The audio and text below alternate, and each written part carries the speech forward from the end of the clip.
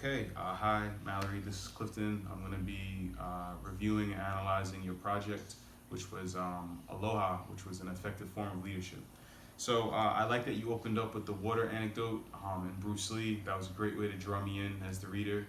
I also thought maybe you might expand upon that idea of being like water and adding maybe more Hawaiian philosophy, maybe the idea of being in the same canoe, or how riding a wave, or how an ocean is a multitude of drops. You know, maybe you could fit that into the management style to kind of show more lokahi and unity.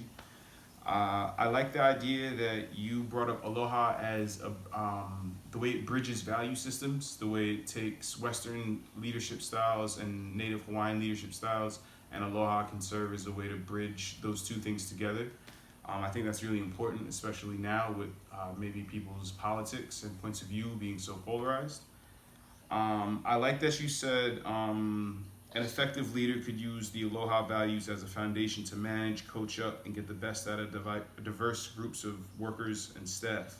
I think that's important because even though, you know, mainland states and Hawaii are all in the same country, there obviously are cultural differences. And I think that in any environment, cultural differences are, you know, going to make a difference. So I thought it was a good idea that you were kind of bringing up Aloha as a way to kind of bring all those things together. I like this notion or how like Aloha was a hybrid leadership model. When an effective leader can get everyone in alignment and on board with the philosophy, the validation of pedagogy styles results in success. I thought that was a really good point. I know that, you know, some people have very strong opinions, and if something's not written down, you know, if they don't see it in a graph, if they don't see it in a flow chart, if they don't know who's answering to who, sometimes the leadership styles don't always mesh. So I thought it was cool that you brought up Aloha in that way as well. You know, just kind of quantifying it for those that might need it.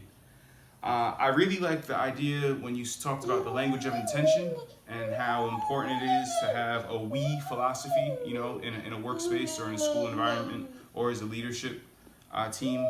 It's important that they're working as one and in unison. So I thought that, you know, perhaps you could address the importance of, you know, putting examples on the wall. Having those things quantified for people, having those things up on the wall so that people can kind of see them and it serves as a reminder, you know? So people see that and it creates an environment and a culture and an atmosphere, and it might just, you know, maybe get people to be more in alignment. Let's see what we got. I like that you said Aloha allows readers to remember that they're not drill sergeants and they're not babysitters. So I thought that it might be a good idea for you to look into the Olelo no Eau. Maybe there were things in there about being balanced and having, you know, finding like that middle way. So I thought maybe you can incorporate that into, you know, the points you're making about leadership. I really like the part where you mentioned about Jane Owasi.